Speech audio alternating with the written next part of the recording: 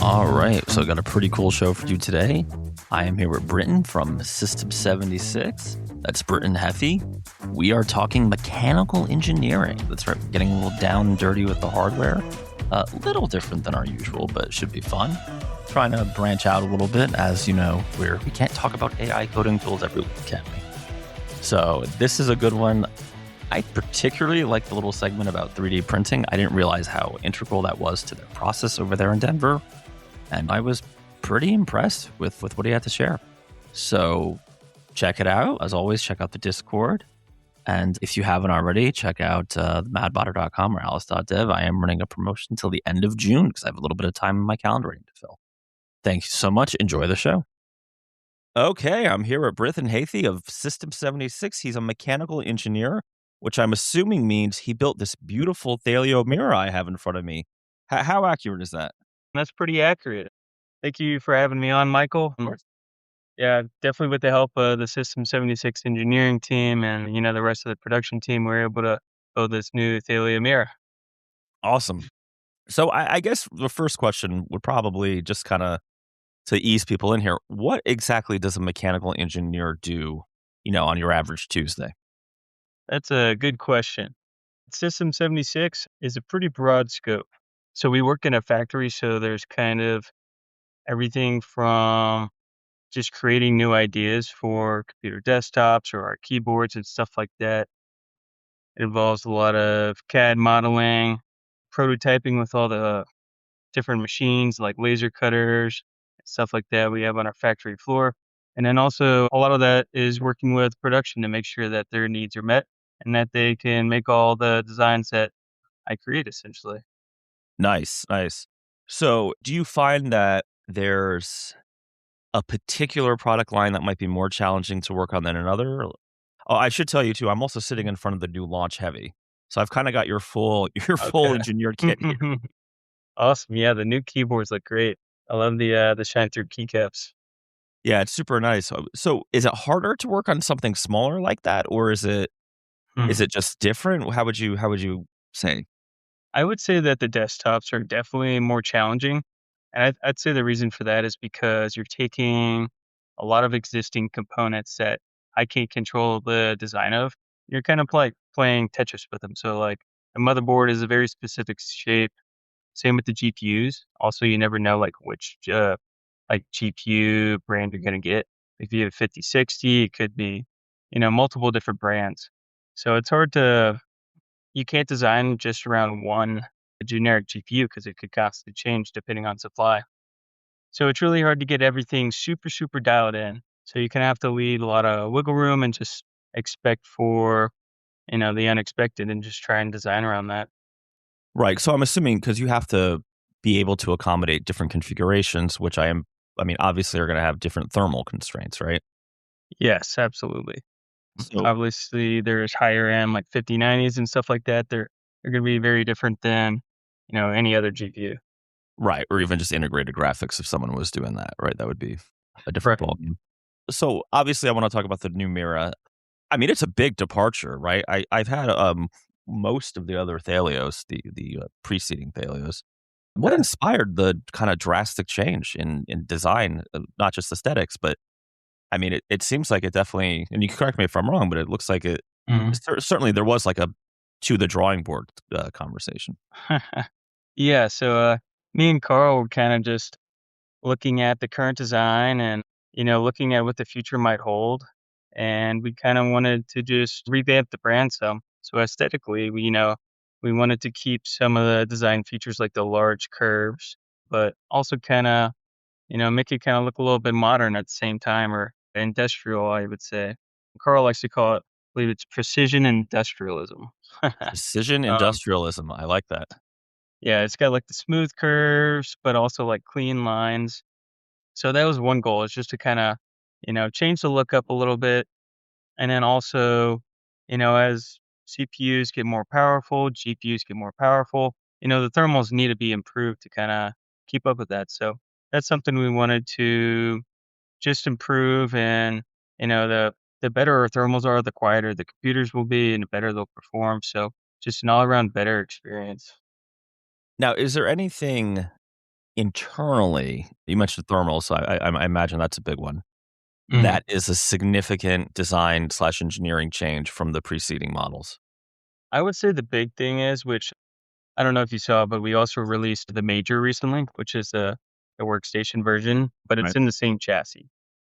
So one thing that originally we just set out to design Mira, and I was trying to do some forward thinking. A 5090 is up to about like 575 watts, and if we're going with a higher end CPU, then we're really pushing the limits of like 1,000 watt power supply, at least on Mira. So, I don't 2 years from now, 1 year from now, we didn't really wanna have to do a full redesign again, so I was trying to think, how can we meet the power limitations of a power supply and still be able to, like, have these, high-end GPUs and CPUs running as they hopefully don't grow in power, but, we don't know what's gonna happen. So we had the idea of using 2 separate power supplies, one to power the motherboard and then the other to power the GPU. And as for the stock mirror, instead of having the 2 power supplies, it just has a drive cage, 2.5-inch drive cage in that bay. So you can swap that as, you wanna upgrade your components in your computer. I thought that was probably one of the cooler changes that we made in the line. Oh, interesting. So, is the idea that let's say you start with a lower end Miro. Mhm. Is it possible to then add the second power supply or no? Once you're in, you're in. No, yeah, you could definitely add it. Okay. I think we sell like it's a small little adapter bracket. It just helps the power supply mount into the chassis, and you can easily add that second power supply in, and then you need a it's like a little jumper cable that connects both of the power supplies together, just so they're not fighting for power. Essentially, Right, right. grounds them Interesting. together, helps them turn on together. Huh. I like that solution. It's very elegant. It's like, why, yeah, let's just have two supplies. We have two, right? Your GPU and your CPU are going to be your most power intensive components. So let's power them independently. Yeah, yeah, I thought it was a pretty good idea, and we ended up being able to put the workstation motherboard in there, and we were able to downsize major into that chassis as well, which was a pretty big improvement. And the thermals got even better in that chassis too, so it ended up being a win-win. Wow. So that's so interesting.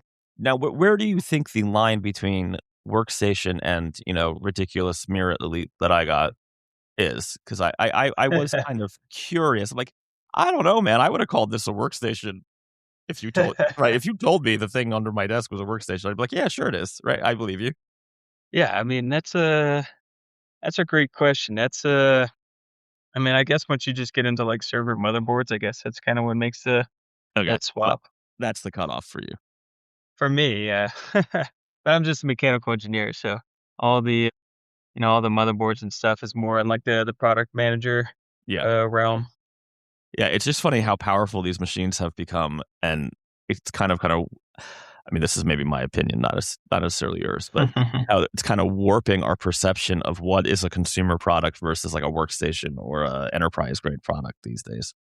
Yeah, it's hard to really tell the line. It's like I think Mira for a while was kind of getting more into the like not as much consumer grade, but I mean you could definitely put those components in there still. Right. But it's Right. kind of like right in the middle where it could be either or. It can go you're right. It could go either way. So, I imagine a part of your job is R&D and prototyping things. Is that fair? Yeah, I'd say that's probably the majority of my job. So how does that go? Because I'm assuming you're not like, well, maybe you are. Or you guys aren't like manufacturing random computers that you never sell. You have to have some sort of, I don't know, what's the workflow? Let's say Carl wakes up on a Thursday and it's like, hey, I have an idea for a computer that looks like R2D2 or something. How do you go Yeah. about, trying to see if that's viable? Yeah, so sometimes Carl will come with an idea for, an improvement we want to an existing line, or maybe I'll have an idea sometimes, or Sure. someone else in the factory will just bring me an idea. And so usually I'll play around on CAD and just see if it makes sense, kind of model it up.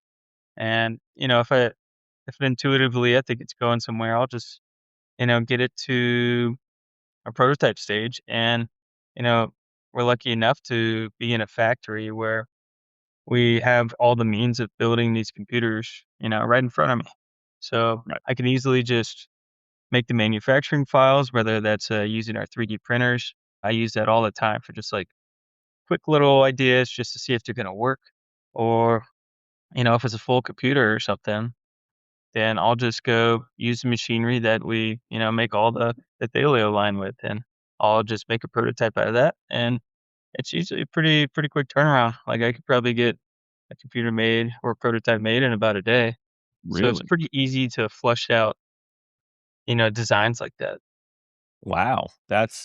I'm just curious. You mentioned a 3D printer. How key is the 3D printer in that process? I would say it's really important for a little technical things. So anything that's not sheet metal is pretty much going on the 3D printer. So anything that I would do on the CNC machine, something that's made out of like aluminum, it has to be milled. It's a lot easier to just toss it in the 3D printer. It creates its own, you know, 3D print file, and it's ready in 30 minutes to a few hours. It's a lot easier than having our manufacturing engineer, go create a setup for it and all the program files for the cutting pass. Right. So it really speeds up the process. Nice. Now, how closely do you work with the software engineers over there? Hmm.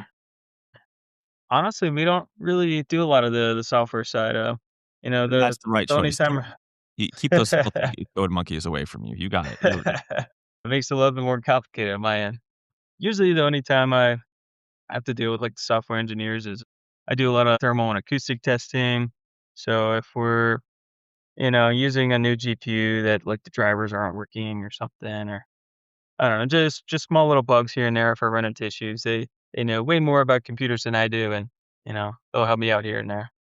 Okay, so your main interaction or your main interface is gonna be, I don't know, new NVIDIA card comes out and it vomits on whatever the current Linux kernel is, which I don't know what the current Linux kernel is because I don't know why anybody would memorize that, but I can tell you people will email me letting me know what the appropriate version number is.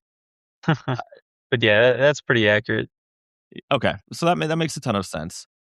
What else is trying to think how to put this. What else is like core to your job, right? You're prototyping things. You're obviously worried about thermals. You're Mhm. doing components for these products. Is it well, I mean, I put it this differently. Is it mostly on the R&D prototyping side? Is it mostly on the troubleshooting firefighting side, or how would you say that balances? I would definitely say it's on the R&D prototyping side.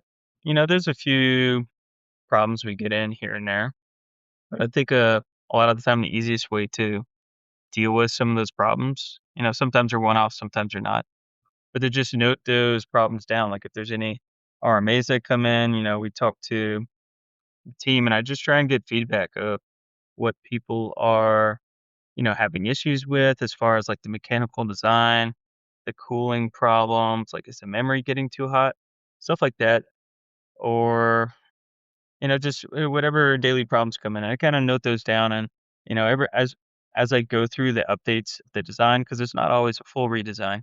I try and just incorporate those back into the new designs, so that you know as the product line lives on, they kind of get better and better and just evolve over time. Awesome. So wrapping up, I always ask the same kind of weird question. What is one tool that you can't live without? The caveat is it can't be a tool you personally or System 76 make. And tool can be defined as anything ranging from an actual like CNC tool, your 3D printer, to a lot of people come in talking about e-bikes and coffee these days. So, Huh. That's a good question. I would say, honestly, one of my favorite tools is just a good roll of tape. a good now Uh, I know I'll be asked, are we talking masking, scotch, duct? I like masking tape because it's easy to pull off and won't damage stuff. I use it a lot at System 76 for like what I like to do during prototyping. Like what I did on the mirror, instead of making 5 different models with a bunch of different fan locations, I made one model with fan locations in every possible place you could imagine. And I would go through and iterate, and cover up fan holes in some places and just relocate the fans and just do, like 20, 30 tests with just fans at different locations, different duct styles. And I would cover all those fan holes up with, masking tape. So, And the uh, idea there, simulating different airflow patterns? yes, Okay. exactly. Huh. That might be the most value per dollar of tool that anyone's ever mentioned on here. I Well, mean, I'll take it. It definitely you helped.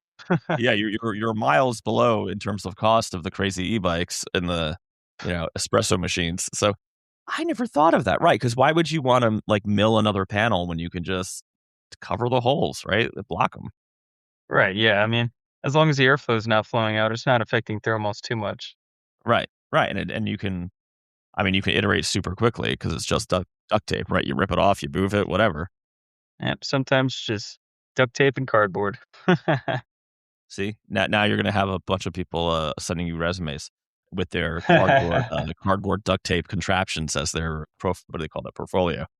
So, alright, well, Britton, this was awesome. Anybody who has questions, we're gonna put all your links in the show notes, and yeah, it's great to get a non-pure coding perspective on because this is super cool. I never like, in particular, other than the duct tape, which I do find rather interesting, I'm surprised at how key the 3D printer is for you.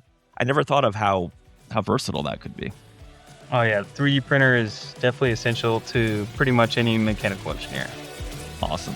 Well, thank you for coming on, and we'll talk to you soon. Yeah, thank you, Michael. I hope you have a good one, and thanks for having me on as well. Awesome. I hope you have a good one too. Bye-bye. Thanks. Bye.